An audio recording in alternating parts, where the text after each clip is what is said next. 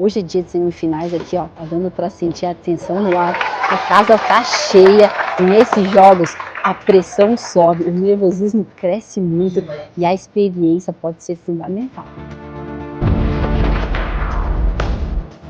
Inclusive, a Pietra, que está em ação agora, está na sua terceira participação e terceira semifinal. E o Pedro, que está no seu terceiro ano aqui, teve que usar toda a sua experiência e conseguiu uma belíssima virada. Pietra e Pedro fizeram valer toda a experiência e se classificaram para as finais.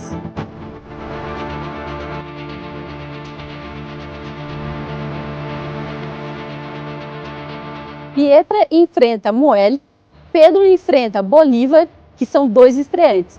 E aí, quem vai para Paris?